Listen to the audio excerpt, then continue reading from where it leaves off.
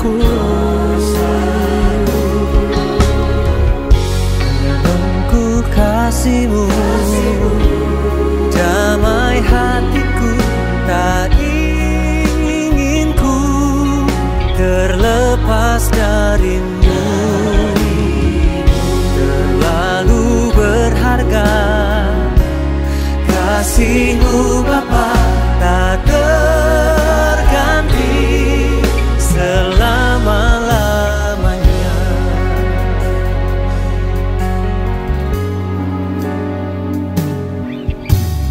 Di dalam sesalku, Kau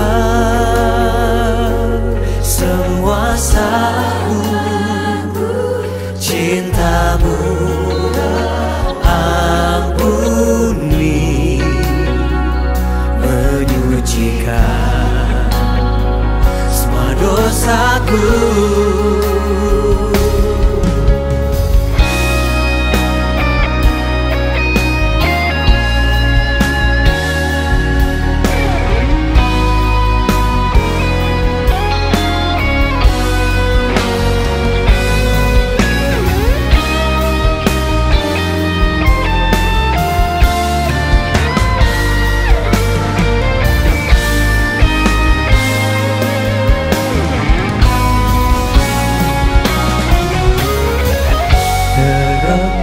Kasih-Mu, damai hatiku, tak ingin ku terlepas dari-Mu.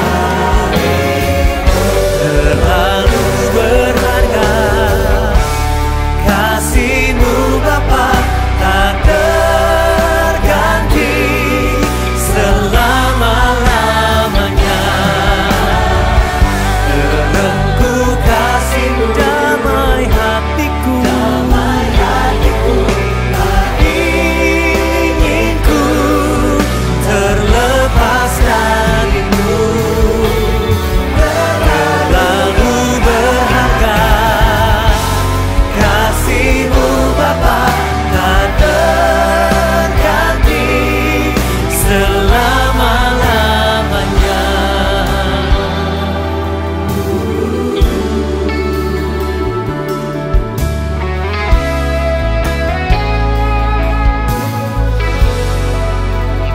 Lord, I worship You. Oh, I worship You. Lord, I praise You. Oh, I praise You. Lord, I love You, really love You, with all of my heart, with all of my soul, I worship You.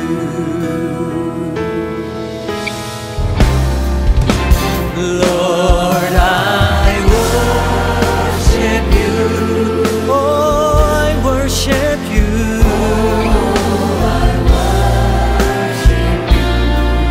We worship You. Lord, I praise You. Oh, I praise. Lord, I love You.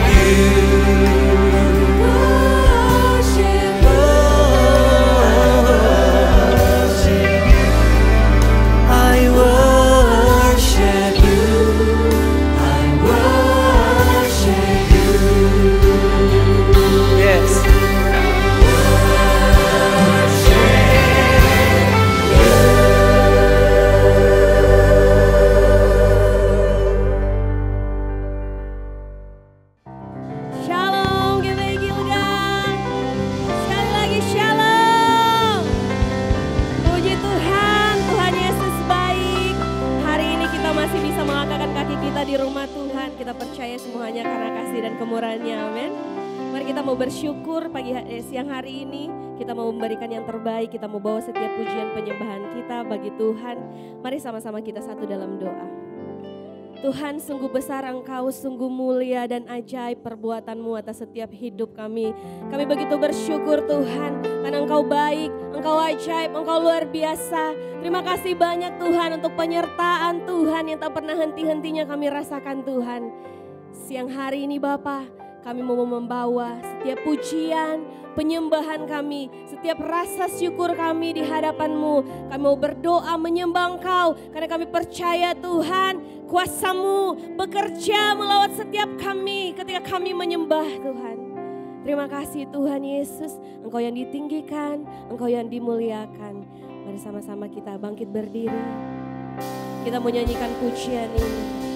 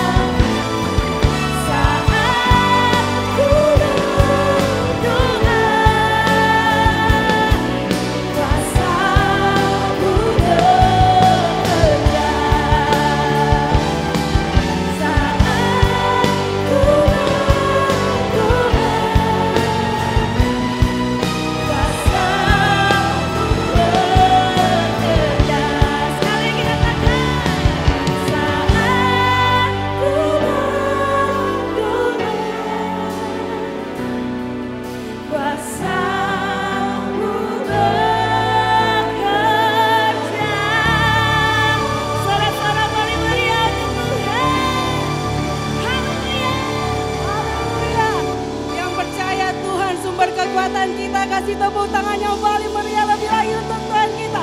Haleluya. Mari semua Tuhan kita bertepuk tangan untuk Tuhan.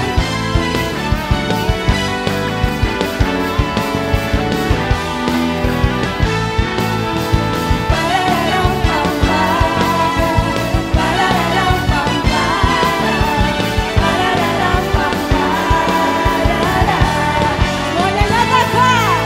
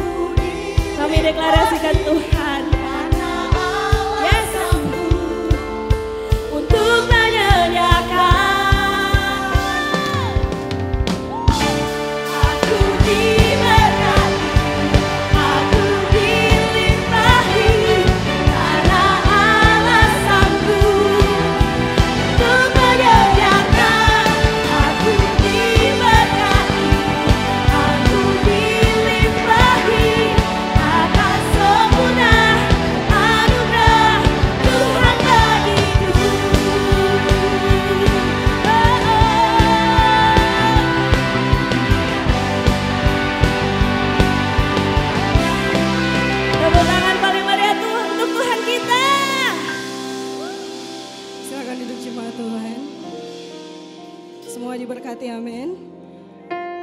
Mari siapkan hatimu.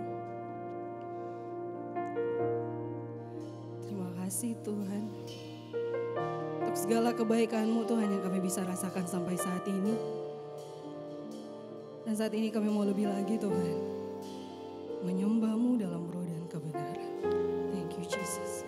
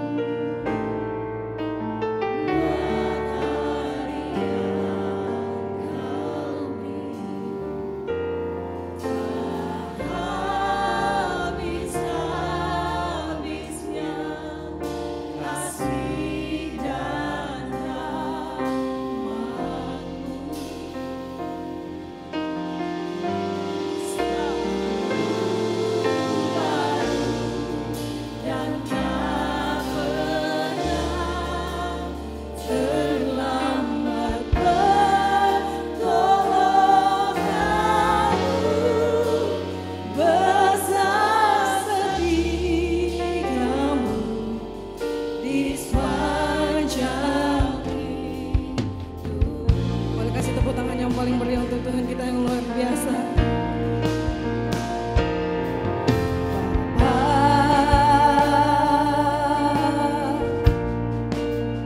Engkau sungguh baik, kasih-Mu melimpah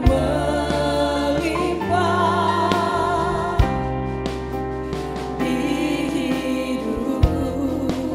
Kami panggil nama-Mu.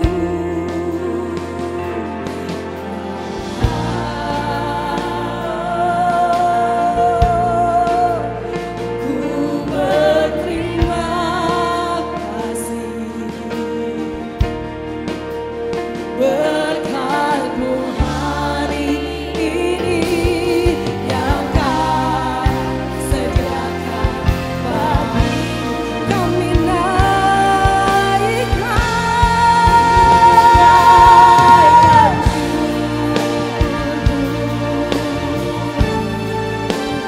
Buat hari yang Kau beri, habis-habisnya kasih dan rahmat-Mu selalu baru.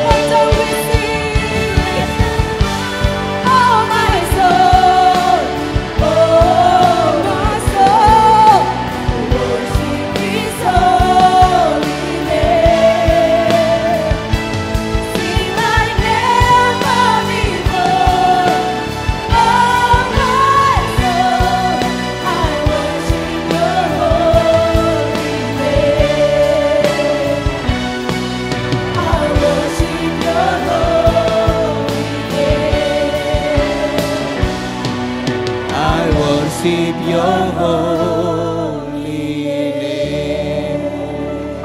Mari kita beri kemuliaan untuk Tuhan yang paling meriah, Bapak Ibu Saudara.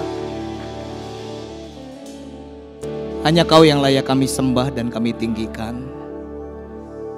Dan kami sungguh bersyukur, kami bangga memiliki Allah yang hidup, Allah yang setia, Allah yang tidak pernah meninggalkan kami, yang selalu menerima kami apa adanya, yang selalu memberkati kami. Dan kami percaya siang hari ini ada berkat baru yang sudah Tuhan siapkan bagi kami semua. Saatnya berfirmanlah bagi kami Tuhan. Berbicara bagi kami, urapi hamba-Mu, biar Roh Kudus yang ambil segala sesuatunya. Dan lewat firman ini kami semakin mengenal Engkau. Di dalam nama Yesus yang percaya sama-sama katakan amin. Bolehkah duduk Bapak Ibu Saudara? Bolehkah tepuk tangan sekali lagi untuk tim Praise and Worship yang luar biasa. Shalom. Apa kabar? Selamat merayakan Hari Pahlawan. Kita bersyukur Tuhan mengirimkan pahlawan-pahlawan yang luar biasa, yang zaman dulu berperang sampai hari ini kita ada di tempat ini, tentunya semua karena kebaikan Tuhan. Tadi pagi saya baru ingat kalau hari ini Hari Pahlawan bukan artinya tidak lupa aja, bukan orang yang tidak mengerti soal kebangsaan tapi lupa. Oh, kalau Pak Danang ingat, Pak Danang boleh berdiri Pak Danang. Bajunya bagus sekali loh, ini memang merayakan nih. Ya, ada belangkonnya mana Pak? Ada. Oke, Bapak Ibu Saudara siap belajar ya. Saya akan mulai dengan satu pertanyaan nih Bapak Ibu Saudara, tolong dijawab. Kenapa kalau ke gereja orang tuh kalau duduk suka di belakang? Atau kalau ada orang mau duduk kayaknya mereka tuh udah punya kapling masing-masing Bapak Ibu Saudara. Jadi kalau udah di sana saya kenal, di sebelah kanan pasti saya kenal, yang di belakang saya juga kenal. Nggak apa-apa dijawab Bapak Ibu Saudara, ini nggak dosa kan, masalah duduk aja ya. Kenapa ya Bapak Ibu Saudara, bisa jawab? Kurang percaya diri, oke. Iya Dokter Jack. Oh ini terlalu keras, oke. Ada lagi yang lain? Tuh jarang-jarang lo dibuka nih di sini forum lo untuk bisa curhat. Kenapa mau di belakang? Supaya mungkin selama ini berpikir, Pak Pendeta suruh-suruh maju terus, Asar suruh-suruh maju. Ini kesempatan bisa ngomong nih. Kenapa suka di belakang Bapak Ibu Saudara? Cepat keluar. Nah Pak Edi kenapa di belakang ya? Oh, oke. Satu hal yang saya lihat Bapak Ibu Saudara, orang suka di belakang karena mereka merasa nyaman. Benar nggak Bapak Ibu Saudara? Contoh kayak Dokter Jack bilang kalau depan terlalu kencang suaranya. Tentunya cari tempat yang supaya bisa mendengar dengan baik ya. Ada di belakang mungkin karena sudah terbiasa ya. Ada orang yang suka makanya mereka kalau pergi ngopi cari tempat yang adem, yang dingin. Kenapa? Karena mereka suka yang tempat yang nyaman. Kira-kira kalau ke gereja cari-cari nyaman boleh nggak? Boleh, bukan masalah soal nyaman atau tidak, bertumbuh atau tidak. Itu masalahnya soal apakah kita bertumbuh atau tidak, itu yang lebih penting. Setuju katakan amin. Coba tanya di sebelahnya, kamu nyaman? Bertumbuh enggak? Saya percaya pasti bertumbuh. Amin. Bapak Ibu Saudara bicara soal kenyamanan, saya akan berbicara banyak hal tentang kenyamanan. Setiap kita tentunya rindu untuk menikmati hidup yang nyaman. Ya, tadi terbukti soal tempat duduk, soal juga kalau pengen kemana-mana pasti cari hal-hal nyaman. Tapi yang perlu saya dan saudara sadari bahwa memang keadaan hari-hari ini dunia sedang membawa kita untuk menikmati kenyamanan dunia. Sedang membawa kita untuk bisa menikmati apa yang kita mau. Benar nggak Bapak Ibu Saudara? Semuanya ada, semuanya disiapkan. Kenapa? Tujuannya supaya kita bisa menikmati sesuatu yang luar biasa dalam kehidupan kita. Berbicara tentang kenyamanan hidup. Tetapi sebagai orang percaya Bapak Ibu Saudara, yang perlu kita sadari adalah kenyamanan hidup itu bisa menjadi jebakan Batman. Apa itu jebakan Batman? Itu bisa menjadi sesuatu kalau kita tidak hati-hati, kita nggak bisa bertumbuh karena kenyamanan hidup. Karena iblis bisa membawa kita untuk stay di sebuah zona nyaman sehingga kita tidak bisa bertumbuh dengan keadaan-keadaan seperti itu Bapak Ibu Saudara. Dan sekarang saatnya di mana begitu banyak celah untuk iblis bekerja. Lewat kemajuan zaman, lewat keadaan-keadaan yang sedang kita hadapi, itu ada begitu banyak celah. Makanya saya dan saudara harus berhati-hati. Saya bilang berhati-hati karena bukannya tidak boleh. Kita perlu berhati-hati karena di dalam kehidupan kita kalau kita tidak menjaga hidup kita, kenyamanan itu akan membuat kita jauh dari Tuhan. Matius 4 ayat 8 sampai 10 bilang begini. Dan iblis membawanya pula ke atas gunung yang sangat tinggi. Katakan gunung yang sangat tinggi. Dan memperlihatkan kepadanya semua kerajaan dunia dengan kemegahannya. Dan berkata kepadanya, semuanya itu akan kuberikan kepadamu jika engkau sujud menyembah aku. Maka berkatalah Yesus kepadanya, enyahlah iblis, sebab ada tertulis, engkau harus menyembah Tuhan Allahmu dan hanya kepada Dia sajalah engkau berbakti. Yesus aja iblis berusaha untuk goda Bapak Ibu Saudara. Untuk kenyamanan-kenyamanan dunia. Yang penting dia mau Yesus menyembah si iblis.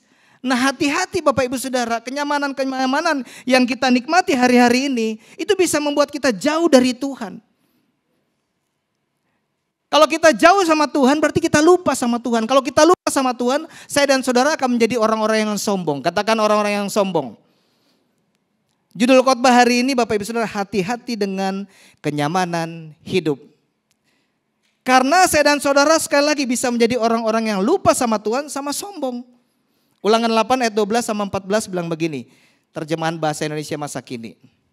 Kalau kamu sudah makan sepuas hatimu dan sudah membangun rumah-rumah yang baik untuk tempat kediamanmu, dan kalau sudah bertambah sapi dan kambing dombamu, perak dan emasmu, serta segala harta milikmu yang lain, artinya semuanya kita udah bisa dapatkan Bapak Ibu Saudara, tinggal beli, tinggal ambil, tinggal pencet, tinggal telepon. Firman Tuhan selanjutnya berkata, jagalah baik-baik supaya kamu tidak menjadi sombong dan melupakan Tuhan Allahmu yang membebaskan kamu dari Mesir, tempat kamu diperbudak. Bapak Ibu Saudara, dikatakan dalam firman Tuhan yang sebelumnya dikatakan Yesus itu dibawa ke tempat yang tinggi, di gunung-gunung yang tinggi. Tahukah Bapak Ibu Saudara, gunung-gunung yang tinggi itu berbicara apa? Mungkin harta kita udah tinggi nominalnya. Mungkin jabatan kita udah tinggi, kita jadi orang yang punya power Bapak Ibu Saudara. Mungkin kita menjadi orang-orang yang benar-benar segala sesuatunya ada di hadapan kita. Kalau kita tidak hati-hati Bapak Ibu Saudara, kita bisa menjadi orang-orang yang lupa sama Tuhan dan kita menjadi orang-orang yang sombong. Makanya kita perlu hati-hati. Bilang di sebelahnya, mesti hati-hati doe. Siap belajar terus Bapak Ibu Saudara? Oke, ada beberapa kenyamanan dunia yang membuat orang menjadi sombong dan melupakan Tuhan. Yang pertama, ini yang sehari-hari kita hadapi. Yang pertama adalah kemajuan zaman dan teknologi. Sekarang apa sih yang gak bisa Bapak Ibu Saudara? Tinggal pencet, tinggal tindis. Bahkan ada saya lihat di YouTube lagi cari-cari materi, tinggal buka pintu, pintunya kebuka. Lipat kursi, kursinya kelipat. Itu di depan kita Bapak Ibu Saudara, kemajuan-kemajuan zaman Bapak. Bahkan sekarang Bapak Ibu Saudara, Pak Edi bilang kemarin di rapat, kalau mau menikah itu bisa online. Ya begitu Pak Edi ya. Ada yang pemberkatan tuh secara online. Mudah Bapak Ibu Saudara, ibadah bisa nggak online? Siapa yang biasa online? Kalau sakit, ada halangan, boleh di rumah ibadah online. Atau memang kita pulang mau review lagi, wah saya diberkati. Tetapi ada loh Bapak Ibu Saudara, karena gak mau ke gereja, mereka bilang udah ibadah belum? Udah. Di mana? Gak kelihatan. Online. Gak usah cari di sini, karena di sini gak ada. Yang setuju katakan, amin. Semuanya bisa Bapak Ibu Saudara, teknologi sekarang tinggal HP, apa sih yang gak bisa Bapak Ibu Saudara? Semuanya ada kok, bahkan Bapak Ibu Saudara nih yang mau menikah, kalau gak mau repot ngurusin suami sama istri, itu bisa pesan robot katanya di Jepang. Iya, mau menikah Bapak Ibu Saudara yang gak mau repot ngurusin suami sama istri. Di sini semuanya mau repot kan? Yang single katakan.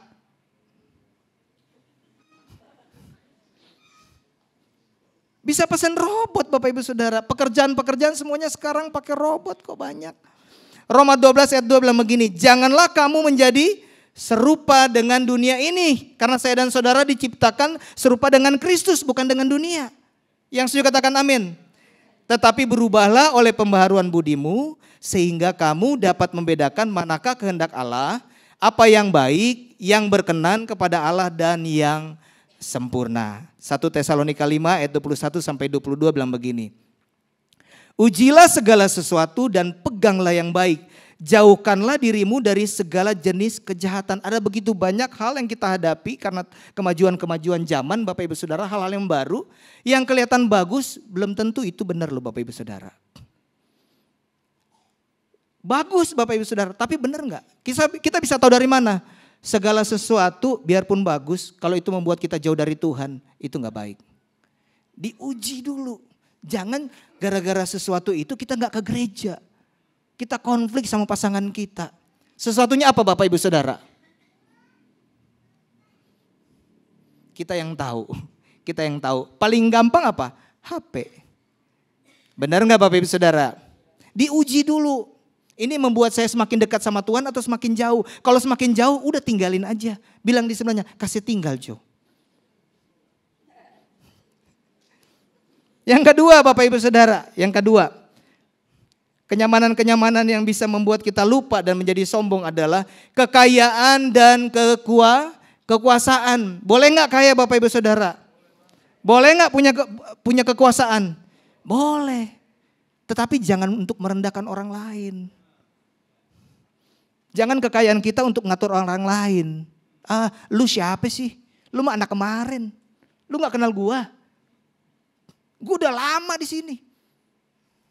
Pernah ketemu yang begitu? Nggak ada di sini, nggak usah dicari Bapak Ibu Saudara karena ada di luar sana. Tepuk tangan untuk Tuhan. Punya kekuasaan, punya power, punya uang, pakailah untuk memuliakan nama Tuhan. Jangan lupa dan jangan sombong. Nah orang kalau udah lupa ya nggak ingat. Orang kalau udah berpikir bahwa segala sesuatu punya dia lupa pulangin mana punya Tuhan. Karena dia pikir dia punya. Seharusnya kita tahu ini kan dari Tuhan. Sumbernya kan Tuhan. Kita tahu ada yang memang Tuhan berikan buat kita untuk kita kelola. Tapi ada yang firman Tuhan bilang harus kita kembalikan. Yang setuju katakan amin. Apa yang mesti dikembalikan sama Tuhan? Saya nggak mau ngomong perpuluhan. Tapi ya iya juga sih, tapi perpuluhan mah sebagian kecil yang harus kita berikan sama Tuhan. Yang perlu kita berikan apa? Kehidupan kita. Hati kita. Kalau hati kita berikan sama Tuhan, kehidupan kita sungguh-sungguh beri sama Tuhan, perpuluhan mah kecil. Bilang di sebelahnya, perpuluhan mah kecil. Nggak usah dibahas di sini kalau perpuluhan. Kalau kita memberikan hidup kita 100% untuk Tuhan, perpuluhan nggak usah dibahas. Kita tahu itu punya Tuhan. Yang setuju katakan, amin. Tolong bikin laporan untuk perpuluhannya. Kok jadi ke situ sih? Persembahan mah kecil. Tuh nggak perlu tukar-tukar di luar. Tuh di sini kan kantongnya cuma satu tuh amplop.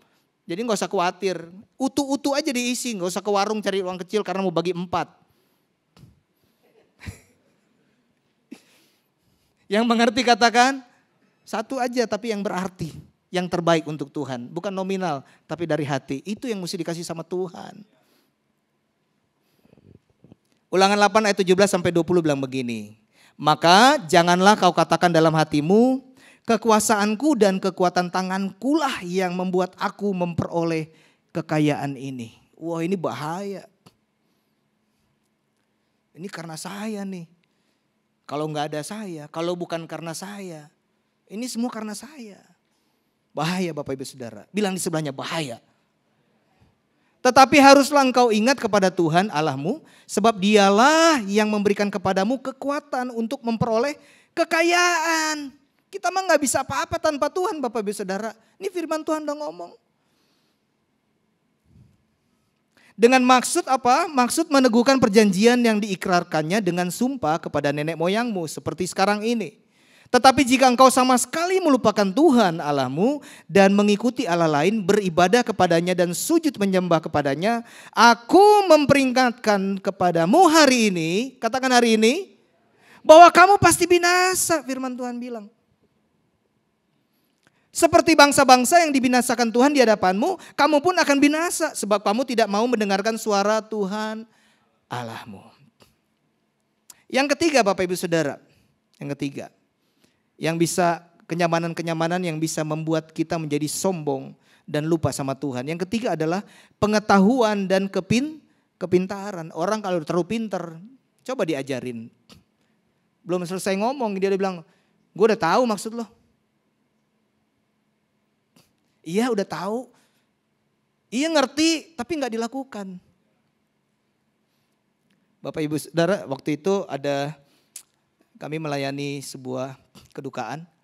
Pulang dari kedukaan, keluar, tiba-tiba ada bapak-bapak yang ketemu saya.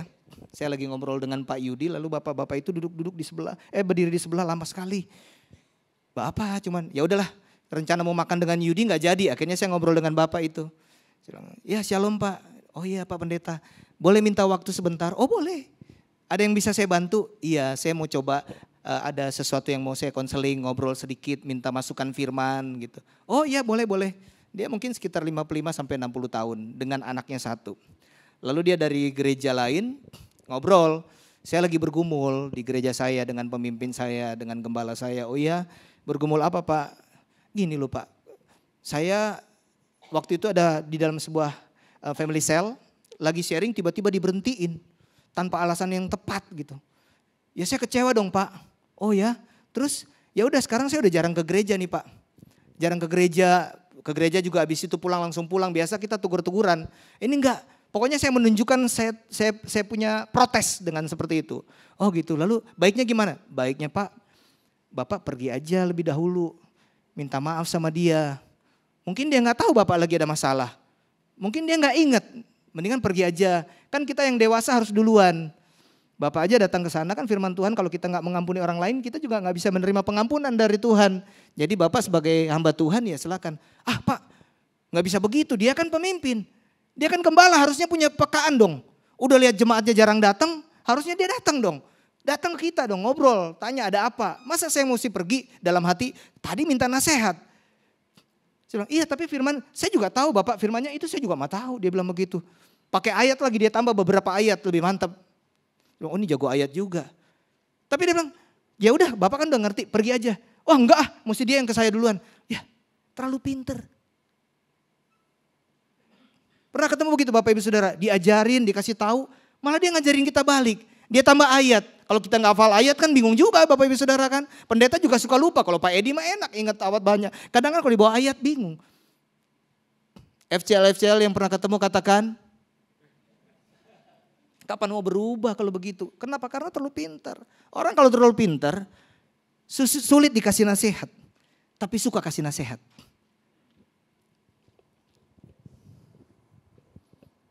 Bilang di sebelah, di luar sana.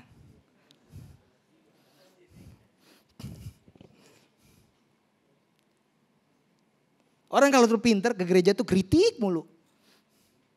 Terlalu pintar. Untung orang setengah pinter di sini. 1 Korintus 8 ayat 1 sampai 3 bilang begini. Tentang daging persembahan berhala kita tahu. Kita semua mempunyai pengetahuan. Pengetahuan yang demikian membuat orang menjadi sombong. Tetapi kasih membangun.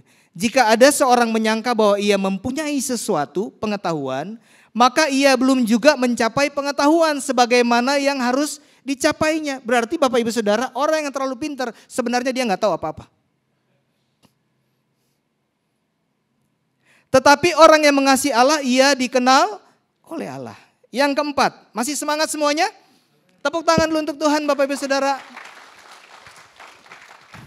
Yang keempat adalah yang bisa membuat seseorang itu nyaman, akhirnya menjadi sombong adalah kesehatan dan kebugaran. Punya tubuh yang sehat boleh enggak?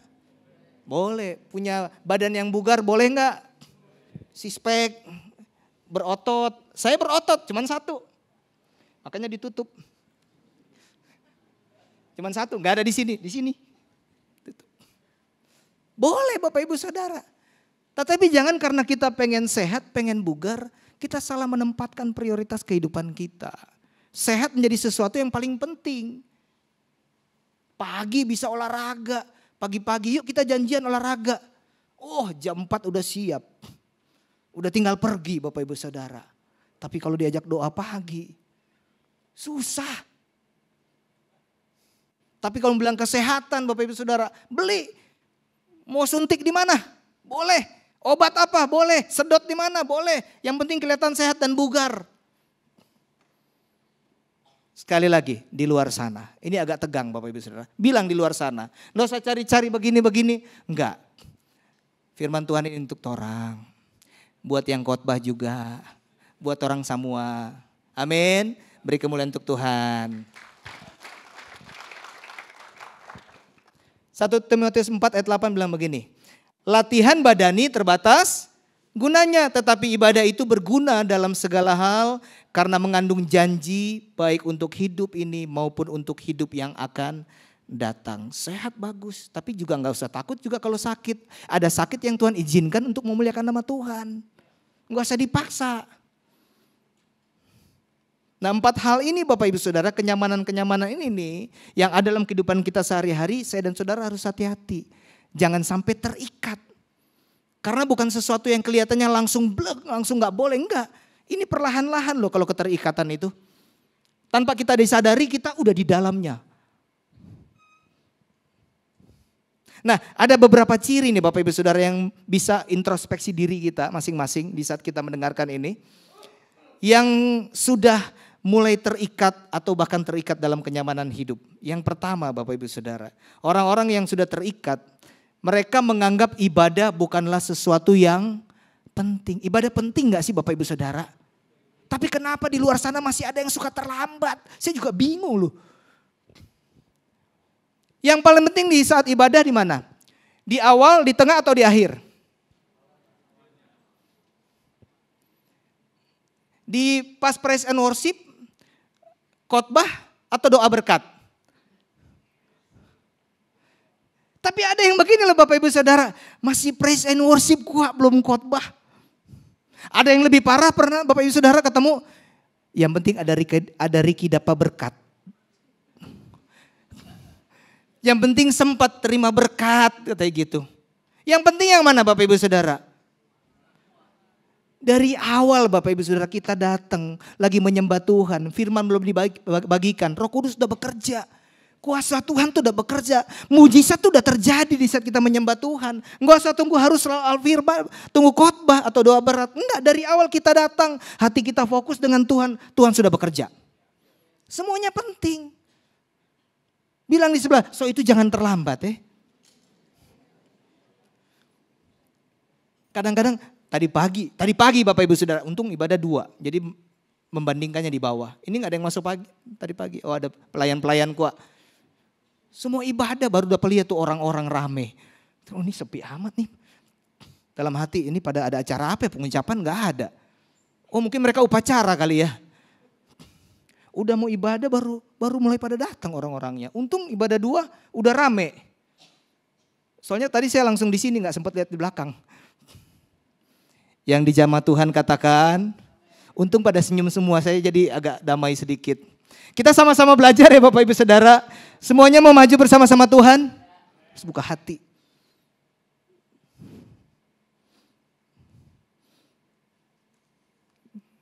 Natal aja rame banget tuh. Buka tenda Bapak Ibu Saudara. Buka tenda. Ini pasti tambah kursi nih. Katanya ibadah penting. Kok datang cuma Natal doang? Kok datang di Januari doang tahun baru? Kayak si burung-burung itu. Burung apa Bapak Ibu Saudara? Tahu kete. Saya juga tahu karena pengalaman begitu dulu. Waktu belum bertobat sungguh-sungguh nanti ke gereja kalau ada ulang tahun, ada acara. Tuh, makanya saya tahu sekali kalau burung tahun. Burung apa Bapak Ibu Saudara? Burung taung. Bu Paulin tahu burung taung? Nanti ketemu setiap 1 tahun 1 kali. Dipilih antara Natal, kenaikan atau Paskah. Nah itu mereka datang tuh yang burung-burung taung. Kalau di sini nggak ada Bu Paulin. Semuanya orang-orang yang tahu bahwa ibadah itu penting. 2 Timotius 3 ayat 5 bilang begini. Secara lahiriah mereka menjalankan ibadah mereka. Tetapi pada hakikatnya mereka memungkiri kekuatannya.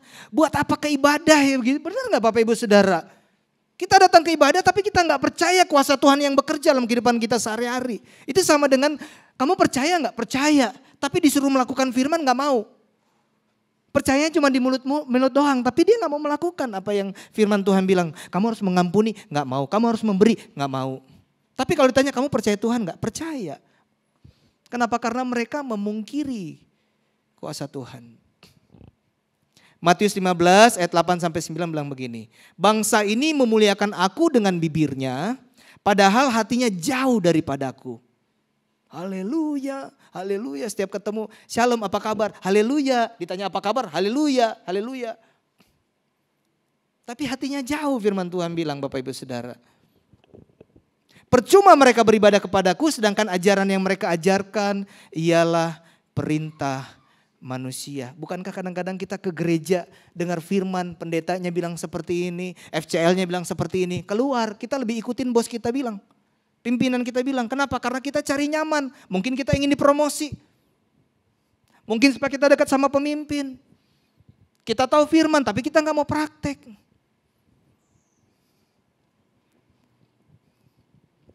Yang kedua Bapak Ibu Saudara, yang kedua. Ciri-cirinya mereka biasanya cenderung egois. Nah, apa itu egois? Lebih mementingkan diri sendiri Bapak Ibu Saudara. Selalu hitung-hitungan. Yuk melayani, mau melayani. Emang untungnya buat saya apa? Yuk ke sana yuk kunjungan. Ntar gue dapat apa? Ada makan-makan enggak? Tuh gitu. Egois Bapak Ibu Saudara. Hitung-hitungan. Selalu ingin dilayani.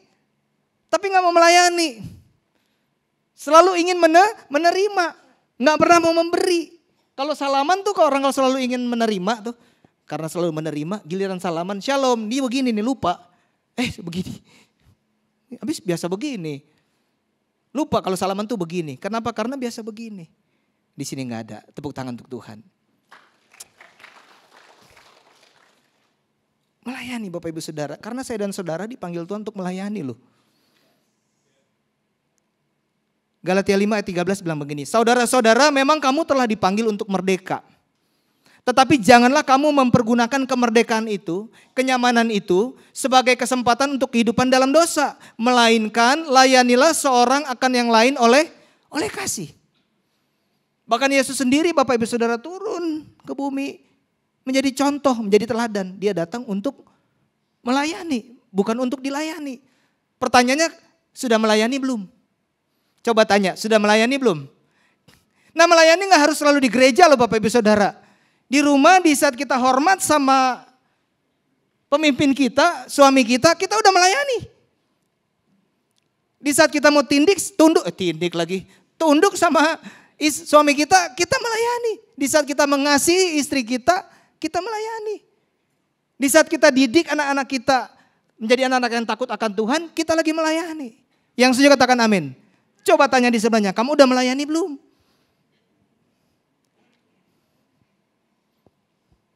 Yang ketiga, semuanya diberkati Tuhan. Yang ketiga adalah ciri-cirinya mereka tidak lagi memiliki prioritas yang benar. Kenyamanan menjadi yang paling utama dalam kehidupan mereka. Jadi karena kenyamanan itu sesuatu yang paling utama, mereka akan melakukan segala sesuatu yang terbaik dalam kehidupannya untuk apa? Untuk mengejar kenyamanan. Untuk kuasa, untuk jabatan. Sesuatu yang kenikmatan Bapak Ibu Saudara. Itu menjadi prioritas yang pertama. Keluarga nomor 2.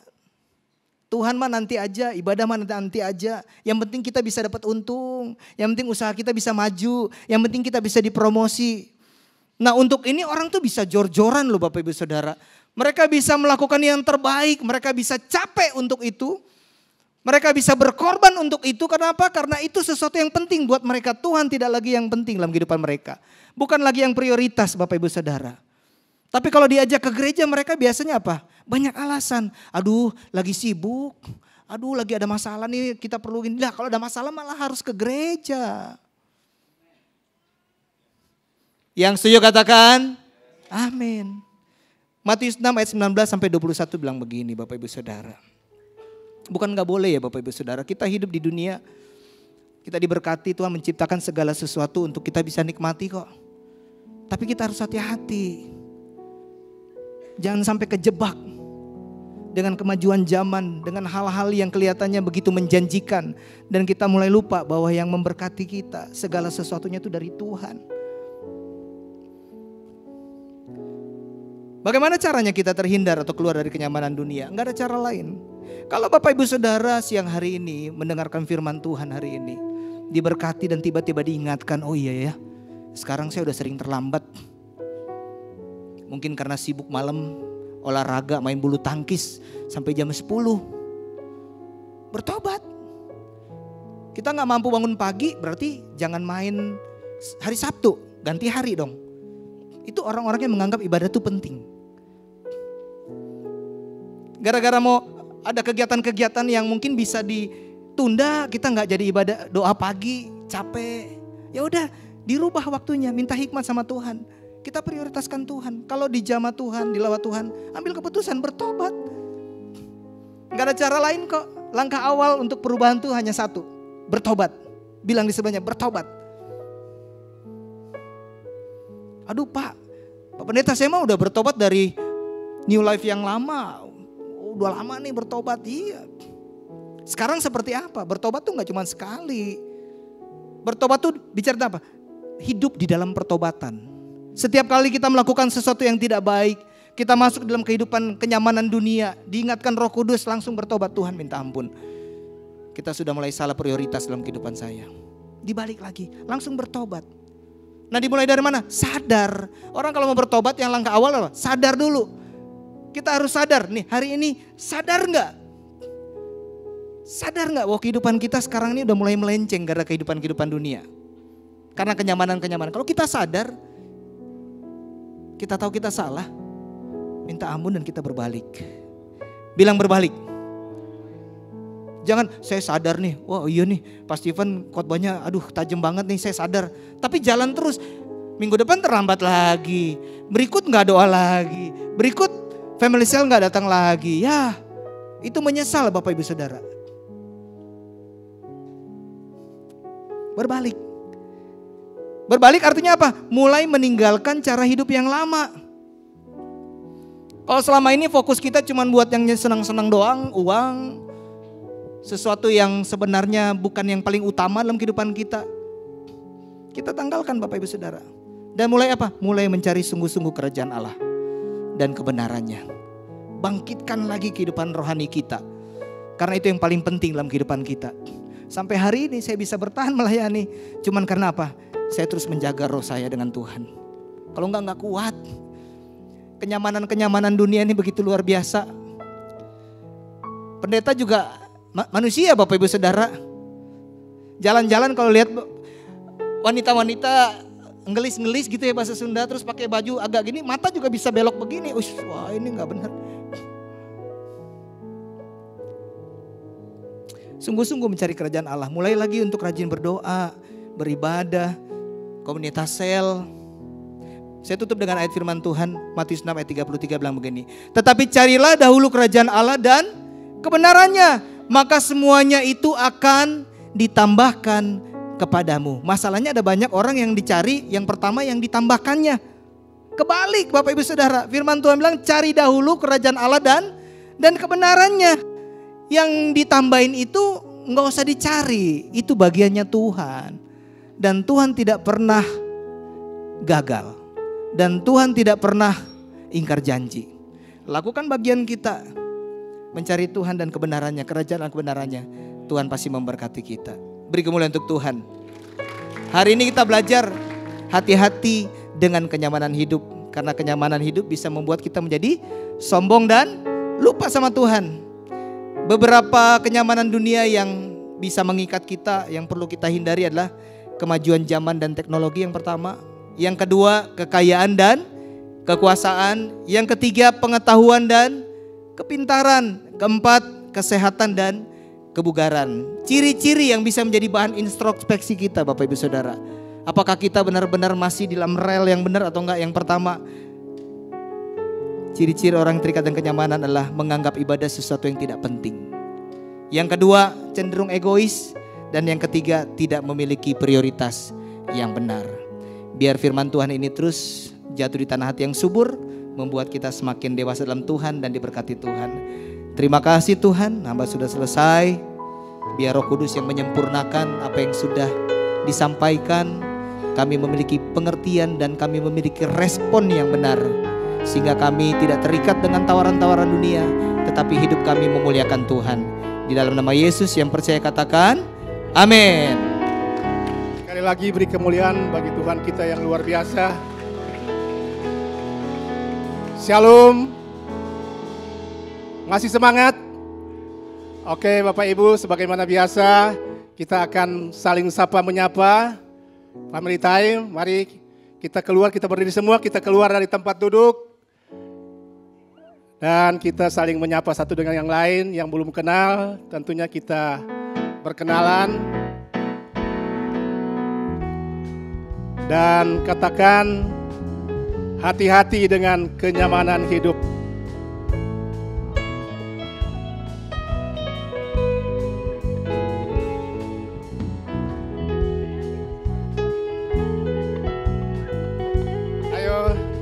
Masih ada waktu, dipersilakan. Mari kita saling menyapa satu dengan yang lain, saling membangun hubungan antara kita jemaat GB Gilgal.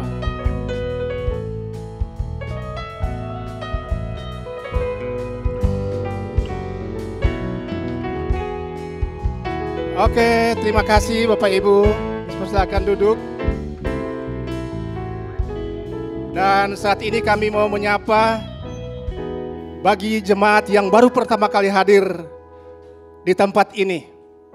Kami lihat ada dari Jakarta, keluarganya Bunda ada bersama-sama dengan kita. Mari kita sambut dengan tepuk tangan. Dan yang lainnya kepada saudara-saudara yang baru beribadah di tempat ini. Kami mengucapkan selamat datang di GB Gilgal. Saudara bukan orang asing di tempat ini, tapi kita semua adalah keluarga di dalam Tuhan. Amin.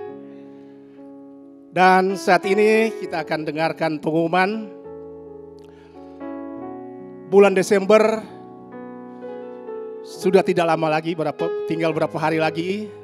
Dan ada kegiatan-kegiatan yang dilaksanakan oleh GB Gilgal, yaitu perayaan pohon terang untuk merayakan Natal Tuhan Yesus.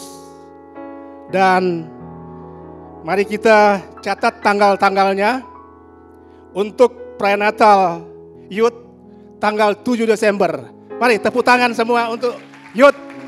Jangan lupa tanggal 7 Desember jam 18.30.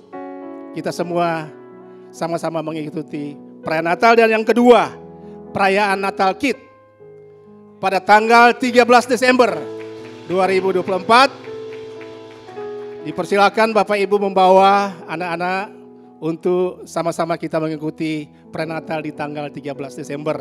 Dan yang ketiga yaitu perayaan Natal umum akan diadakan pada tanggal 22 Desember 2024. Kami mengundang seluruh jemaat yang ada untuk kita sama-sama merayakan Natal di tanggal 22 Desember 2024. Demikian pengumuman. Tuhan Yesus memberkati. Tepuk tangan paling meriah untuk Tuhan. Sambil kita bangkit berdiri Bapak Ibu Saudara, kita sama-sama nyanyikan pujian ini. Segala pujian dan syukur bagimu,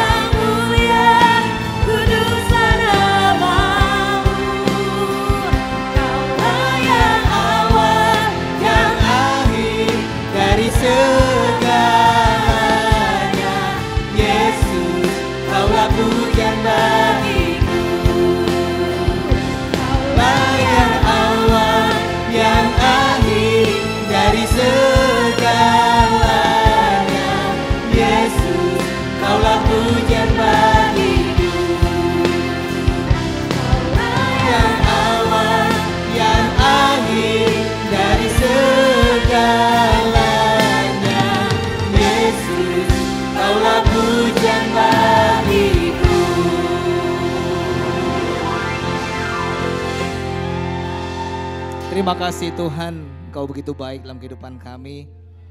Dan biar firman Tuhan hari ini membawa kami menjadi orang-orang yang berhati-hati dengan keadaan dunia hari-hari ini. Dengan tawaran-tawaran dunia hari-hari ini, kami tetap bisa bertahan. Kami tetap memprioritaskan Engkau dalam kehidupan kami. Terima kasih Tuhan, dan biar hari ini hanya nama Tuhan yang dipermuliakan, yang ditinggikan dan diagungkan. Bapak Ibu Saudara pulanglah dan terimalah berkat dari Tuhan. Diberkatilah keluargamu, diberkatilah kesehatanmu, diberkatilah pekerjaan dan usahamu, diberkatilah pelayananmu, diberkatilah segala sesuatu yang dikerjakan sesuai kehendak Tuhan, dan percayalah pasti dibuatnya berhasil. Dan biarlah cinta kasih dari Allah Bapa Tuhan kita yang selalu menyertai.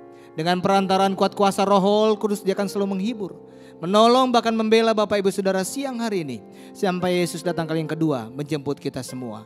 Yang percaya sama-sama katakan amin. Selamat hari Minggu, happy Sunday, Tuhan Yesus memberkati.